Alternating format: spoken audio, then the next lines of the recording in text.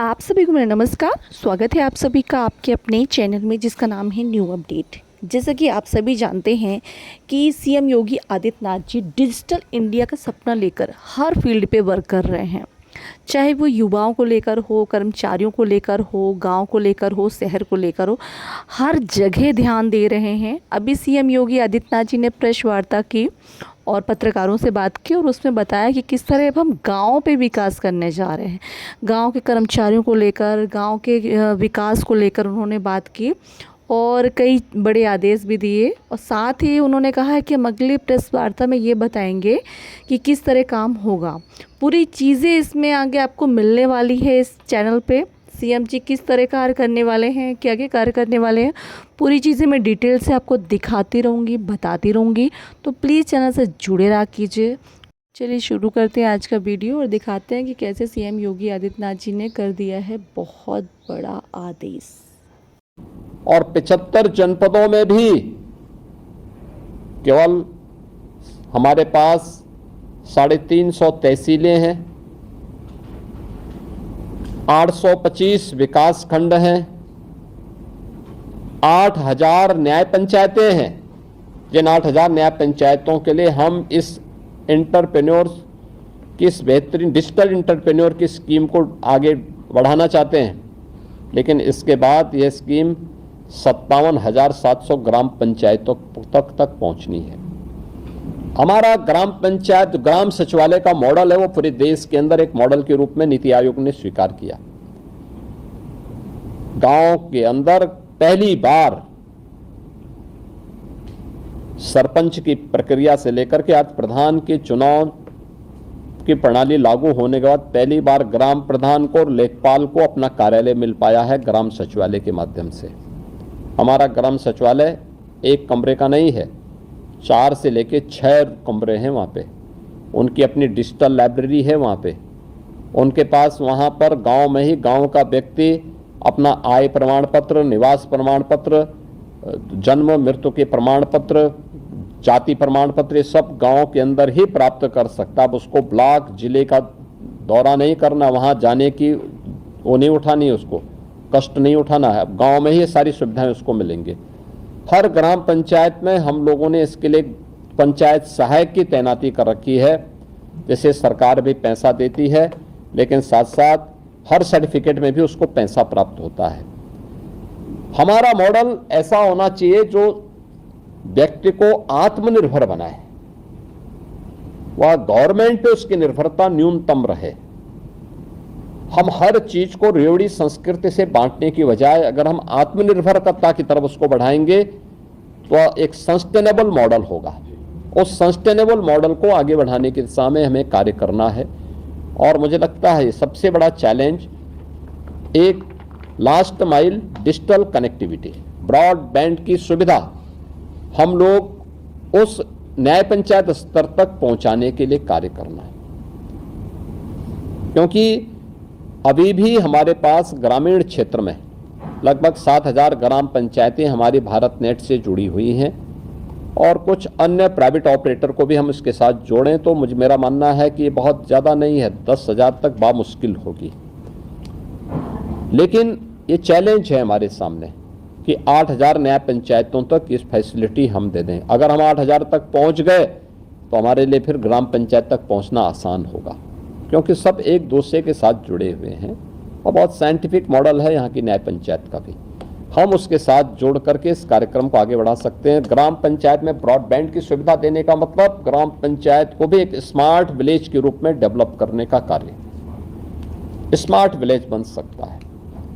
बहुत सारी सुविधाएं वहां से दे सकते हैं और ये कार्यक्रम अगर हम कर पाएंगे तो मुझे लगता है कि ये चीजें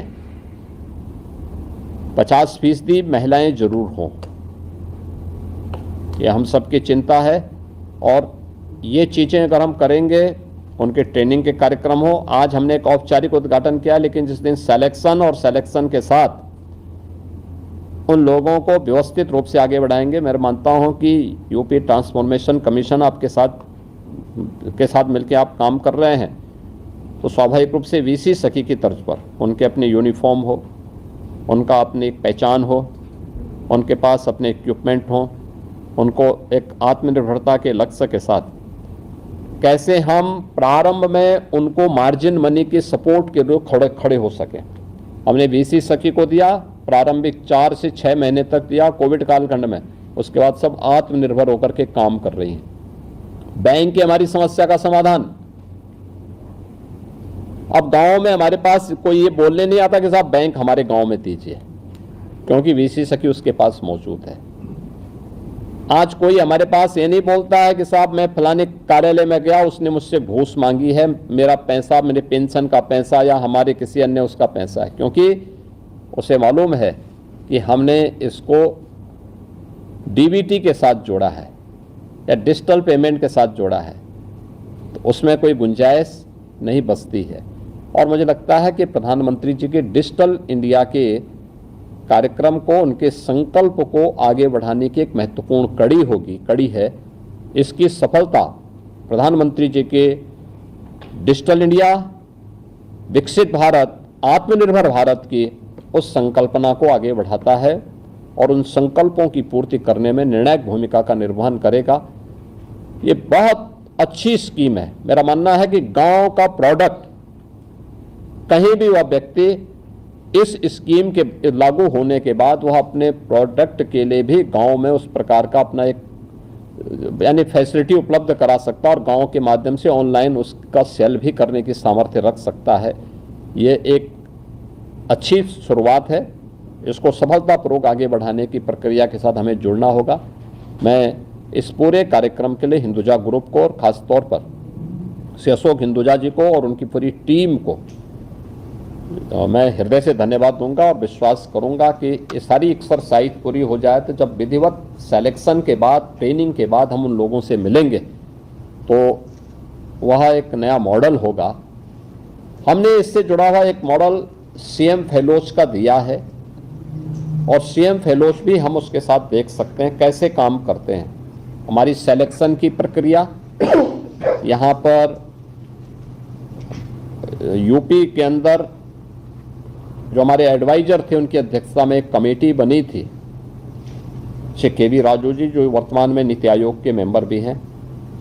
उस कमेटी ने सिलेक्शन किया था। इसमें ज़्यादातर आईआईटी और आईआईएम से जुड़े हुए स्नातक उसमें सेलेक्ट हुए थे। फिर उनकी हमने ट्रेनिंग कराई थी, 1 महीने की ट्रेनिंग कराने के बाद हमने उनके हाथों में टैबलेट दिया था, उन्हें लॉजिंग की फैसिलिटी उपलब्ध करवाई। एक निश्चित राशि देते हैं और हमारे वे जनपदों में नियोजन विभाग से वे जुड़े हैं, जनपदों में रह करके या एस्पिरेशनल विकास खंड में रह करके वहाँ के पैरामीटर के बारे में जानकारी वे अपलोड करते हैं और उसको आगे बढ़ाने में कैसे मददगार हो सकते हैं उसको देने में बहुत अच्छी मदद करते हैं। ये कार्य मुझे लगता है एक मॉडल के रूप में हम उसको भी लेकर के कुछ अच्छा इसमें मॉडल हम दे सकते हैं और देश के लिए वह एक मॉडल के रूप में हम आगे बढ़ा सकते हैं। मैं आज के इस अवसर पर एक बार फिर से प्रोजेक्ट गंगा के लॉन्चिंग के अवसर पर हिंदुजा ग्रुप को, यूपी ट्रांसफॉर्मेशन कमीशन को, आईटी एंड इलेक्ट्रॉनिक्स को, एमएसएमई विभाग को, आप सभी को हृदय से बधाई देता हूं, अपनी शुभकामनाएं देता हूं। विश्वास करता हूं कि ये डिजिटल इंडिया के उन संकल्पों को आगे बढ़ाने में सफल होगा जो विकसित भारत और आत्मनिर्भर भारत के हमारे संकल्पों को पूर्ति करता है। आप सबके प्रति मेरी शुभकामनाएं हैं। धन्यवाद। जय हिंद। रहती थी, स्वास्थ्य की सुविधाओं का कोई पुरसाहाल नहीं था, अव्यवस्था और अराजकता का सा वातावरण था। सरकारी संपत्तियों पर और गरीबों की संपत्ति पर जबरन कब्जा कर दिया जाता था और वर्ग विशेष के लोग सरेआम गौ हत्या करते थे, बेटी की सुरक्षा पर सेंध लगाते थे, विकास के कार्यों में डकैती डालने का काम करते थे। किसान बेहाल था, नौजवान परेशान था, बेटी असुरक्षित थी, नौकरी और रोजगार के अभाव में यहां का नौजवान प्लान करने के लिए मजबूर हो जाता था। बहनों और भाइयों, आज मैं कह सकता हूं ये डबल इंजन की सरकार प्रधानमंत्री मोदी जी के मार्गदर्शन और नेतृत्व में जब से काम करनी प्रारंभ की है,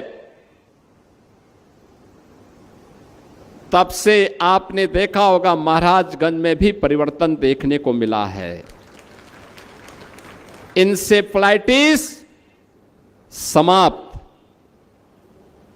यानी नौ की बीमारी जो थी, दिमागी बुखार समाप्त। अब बच्चे काल कलवित नहीं होते हैं। अब महाराजगंज जिले में भी एक मेडिकल कॉलेज काम कर रहा है।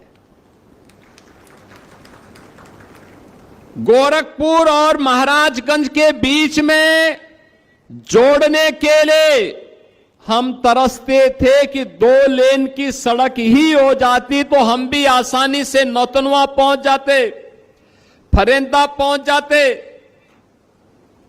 महाराजगंज पहुंच जाते, चौक पहुंच जाते, सिसवा पहुंच जाते। श्याम देरवा और घुगली और पनियरा तो ये गोरखपुर संसदीय क्षेत्र के ही हिस्से हुआ करते थे। बहनों और भाइयों, तब सड़कें गड्ढों से युक्त थी, बिजली नदारत थी, माफिया हावी होते थे, गरीबों की संपत्ति पर, सार्वजनिक संपत्तियों पर कब्जा कर देते थे। आज आप देख रहे होंगे गोरखपुर से सोनौली का मार्ग 4 लेन का है, पूरा 4 लेन का बन रहा है। बहुत शीघ्र बहुत अच्छा मार्ग बनेगा, कहीं जाम नहीं। जिस दूरी को पहले 2 घंटे पूरा करने में लगते थे, ये पूरा होने दीजिए, 45 मिनट से लेके 50 मिनट में इस दूरी को आप पूरा कर देंगे, नौतनवा से लेके गोरखपुर की दूरी को। गोरखपुर में बाईपास बन रहे हैं, एक बाईपास बन चुका है। अगर गोरखपुर नगर में नहीं जाना है, जंगल कौड़िया से आपको लखनऊ की तरफ जाना है, तो जंगल कौड़िया से लेकर के सीधे सैजनवा के बीच एक बाईपास बन गया है।